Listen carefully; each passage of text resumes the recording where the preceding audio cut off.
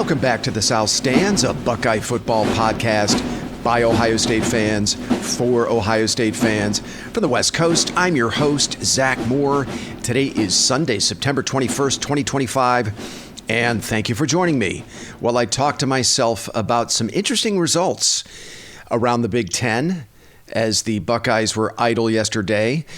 I also want to spend some time looking ahead to Ohio State's next opponent, the Washington Huskies, who the Buckeyes will face next Saturday in Seattle.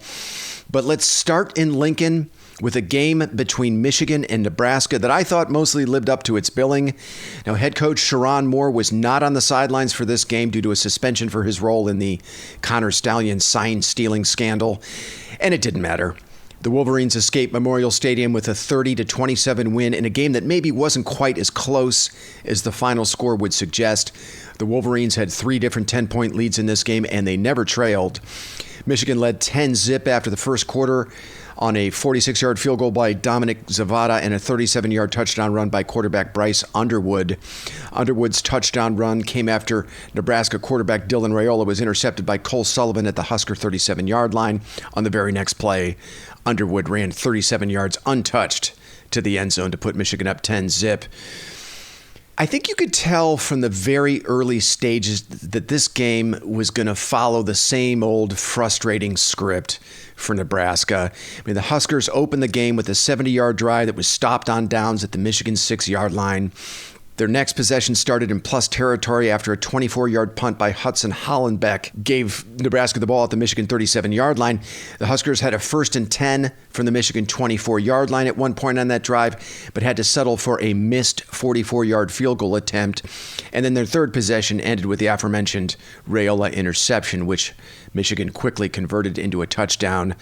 Now, the Huskers would come back to tie the game at 10 late in the second quarter, but as they did all afternoon, Michigan would answer immediately on the very next play from scrimmage. Running back Justice Haynes ripped off a 75-yard touchdown run to put Michigan back in front 17-10. Haynes, by the way, looks like one of the better transfer portal acquisitions this offseason. Haynes spent his first 2 seasons at Alabama. As a freshman, he played for Nick Saban. And so far, he has been hugely impactful for the Wolverines. His 75-yard run yesterday was his second of the season. The other came on the road against a very good Oklahoma defense 2 weeks ago. Haynes finished with 149 yards rushing on 17 carries and the touchdown yesterday. He's gone over 100 yards rushing against all 4 of Michigan's opponents this season, and he is currently the Big Ten's leading rusher with 537 yards at a whopping 8.1 yards per carry in 6 rushing touchdowns. Haynes and Jordan Marshall, who also had a big 54-yard touchdown run in this game, I think they give Michigan an excellent 1-2 punch in the run game. And what makes them so dangerous is the home run hitting ability of both backs. Michigan finished with 290 yards on the ground at 9.4 yards per carry and 3 rushing touchdowns in this game. Marshall contributed 80 yards on 6 carries, and Bryce Underwood finished with 61 on 8 carries.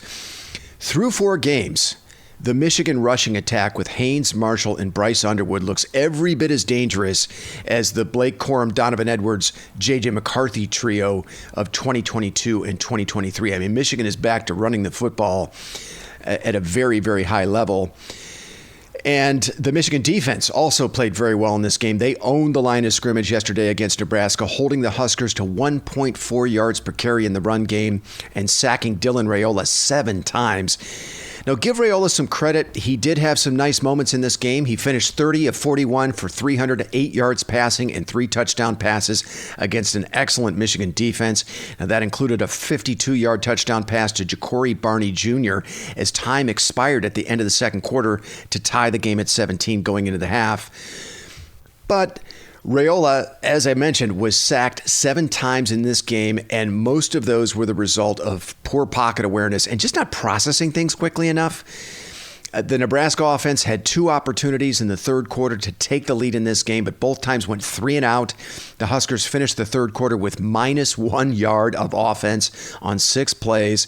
And while they managed to keep the game close, there was never a point where I really felt like Nebraska was going to win this game. And with yesterday's loss, the Huskers are now 0-29 in their last 29 games against ranked opponents. Yikes. Nebraska's big game failures notwithstanding, I was impressed with Michigan in this game. They look very much like the kind of squad that has given Ryan Day and Ohio State and the entire Big Ten fits over the last 4 seasons. They're dominant in the trenches. They have an elite running game and a gifted quarterback in Underwood who can make plays outside of structure.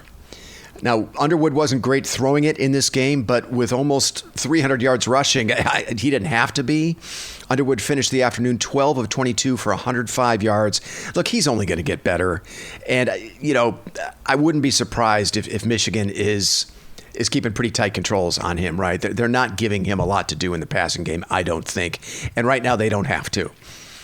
And if you look at Michigan's next 7 games before they play Ohio State on November 29th, they are all very, very winnable. They're home against Wisconsin in their next game. They have an off week this coming Saturday. Then they go to USC. Then they're home against Washington. Then they're at Michigan State, home against Purdue, at Northwestern, and at Maryland. All that's before they play Ohio State on November 29th. Now, the USC-Washington back-to-back, that's going to be tricky, especially the game at USC. USC looks like they're back to their former selves and playing very well. So I could see Michigan losing that game. But I could certainly see Michigan winning that game as well. I mean, the USC and Washington offense is very dangerous, a lot of talent, but I think Michigan can win those games. I would not be surprised if Michigan is 10-1 and very much alive for the Big Ten title heading into that November 29th clash with the Buckeyes. I think at worst, Michigan is 9-2 going into that game with their CFP hopes very much alive. All right. Let's talk a little bit about number 19, Indiana's stunning 63-10 evisceration of number 9, Illinois last night in Bloomington. Now, if you listen to this podcast, then you know I've been highly skeptical of Illinois as a CFP contender. They've made an art form out of winning despite not doing anything particularly well, dating back to last season. I mean, they finished last season 92nd nationally in total offense, 86th in passing offense, 79th in rushing offense, and tied for 64th in scoring offense. They were 68th nationally in total defense, 78th against the pass, and 65th against the run. And yet, they somehow managed to win 10 games last season. I called it a smoke and mirror show by Brett Bielema. But even I was surprised at how badly Indiana beat them into submission last night. The Hoosiers amassed 579 yards of total offense. 312 of that total was on the ground. Cal transfer quarterback Fernando Mendoza was surgical last night.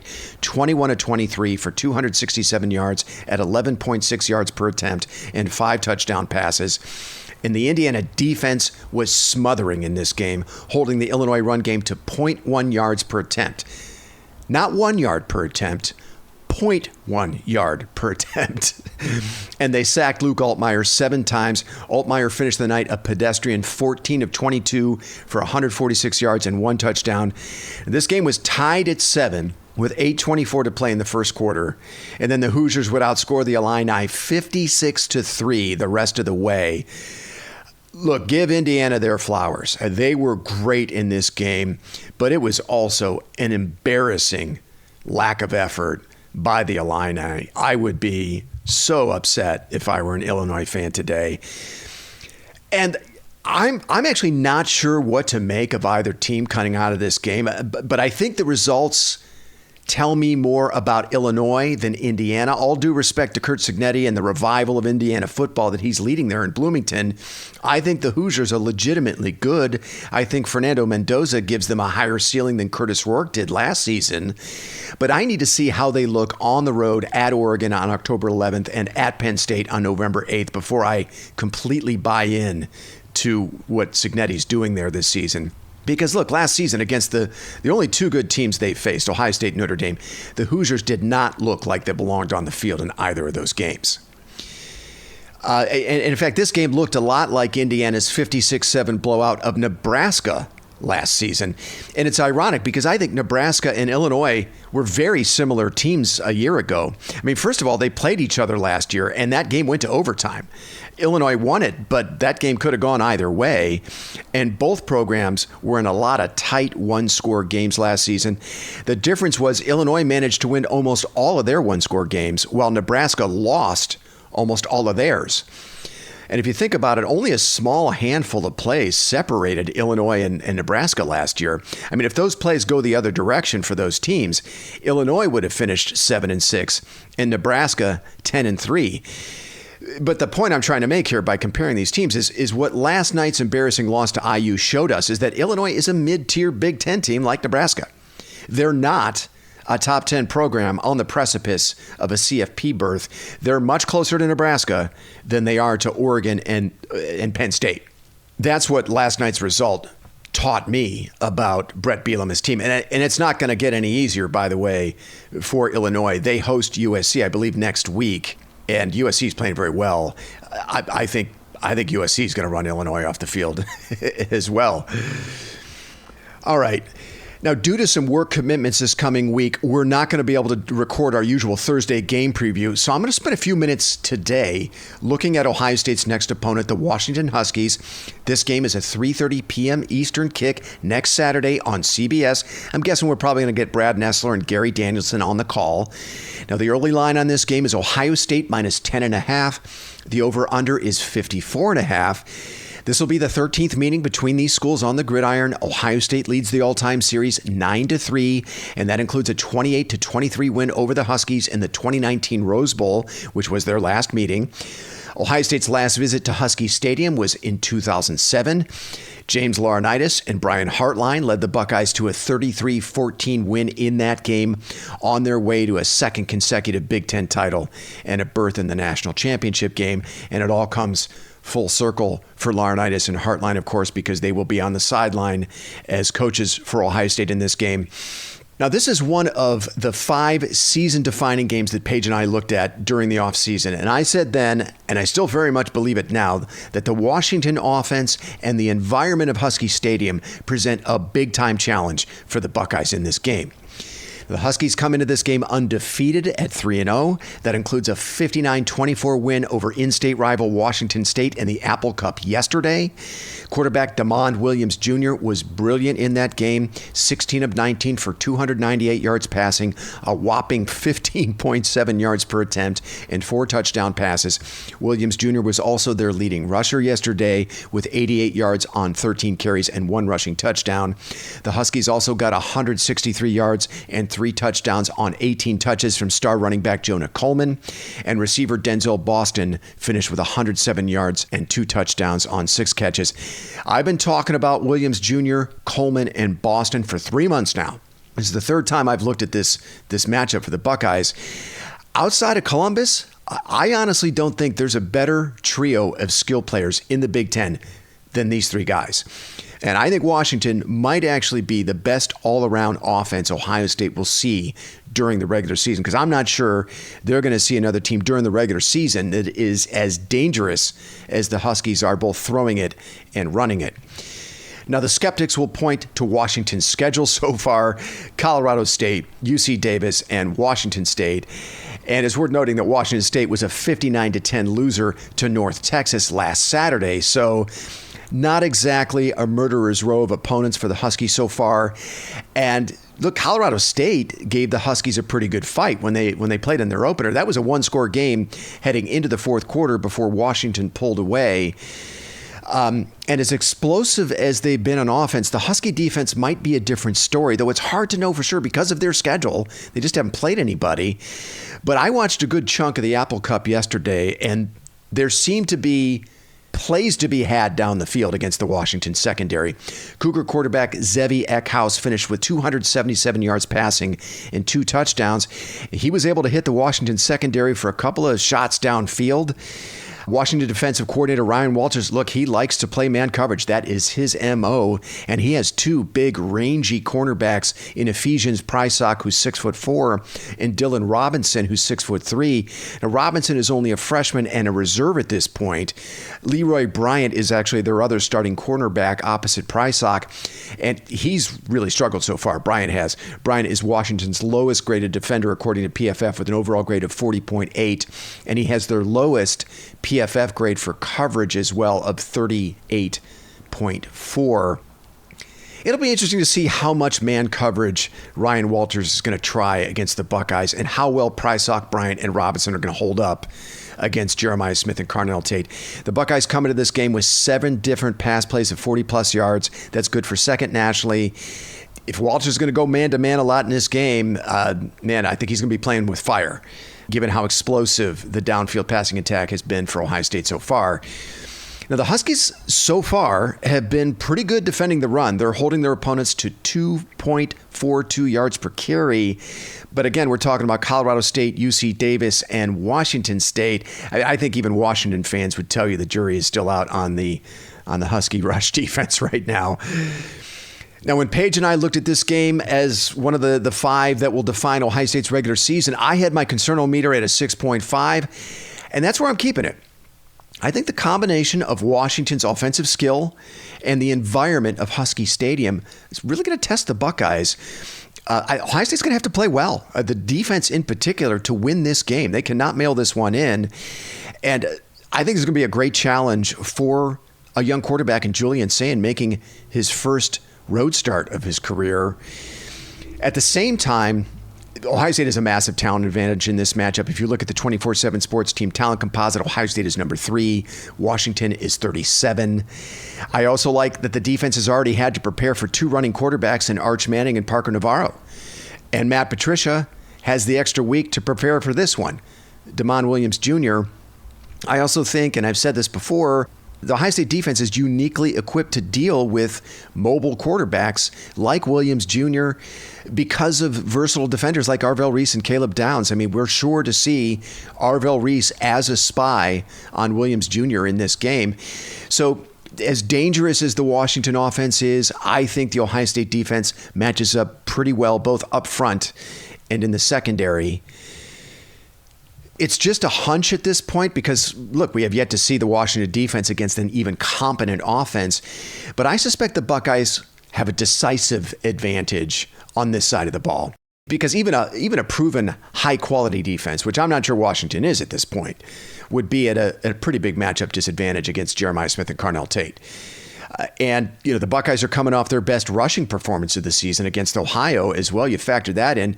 I'm going to be very interested to see how the carries are going to be doled out in this game for the Ohio State running backs, with Bo Jackson emerging the last 2 weeks as far and away the best running back in that room. But he's only a true freshman. And if the going gets tough against Washington on the road in a very tough environment, will Ryan Day lean more on the experience of C.J. Donaldson, much as he did against Texas, right? I could see Day being willing to trade off explosiveness in the running game for the safety blanket of C.J. Donaldson and his experience, much as he did, like he did against Texas.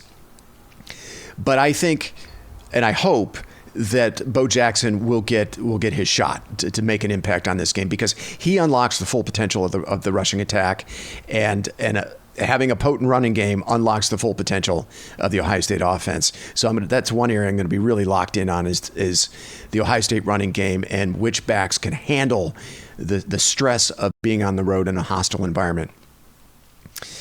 Okay, again, the line is Ohio State minus 10.5. The over-under is 54.5. I think it's totally on the table that this could be a very good battle, very tight battle, well into the third quarter. I also expect the Buckeyes to respond well in this environment. I think they'll respond well to being the visiting team. I've got Ohio State pulling away in the second half of this game for a 31-17 win. I got them covering, but I'm going to take the under in this game. I think it's going to be a little lower scoring game than people think, despite all the offensive skill talent on both sides. Next Saturday is going to be a banger, folks. I mean, lots of great matchups on the slate, including number 1 Ohio State at Washington. You also have number 6 Oregon at number 2 Penn State. We're finally going to get to see James Franklin in a matchup game and see if he can actually finally win one of those. Penn State is a 3.5-point favorite in that one. We're also going to get number 14 Alabama at number 5 Georgia. The home team is a 3.5-point favorite in that one as well. And then there's number 3 LSU at number 13 Ole Miss. The Tigers are a 1.5-point underdog in that game. So a really juicy slate next Saturday. I cannot wait. Okay, that's going to do it for me. Again, no game preview on Thursday from us. My apologies for that, but duty calls at work. But look for a recap of Ohio State Washington from yours truly next Sunday afternoon around this time. Until then, thanks so much for listening, and go Bucks. You've been listening to The South Stands, a Buckeye football podcast. Follow us on X at South_Stands.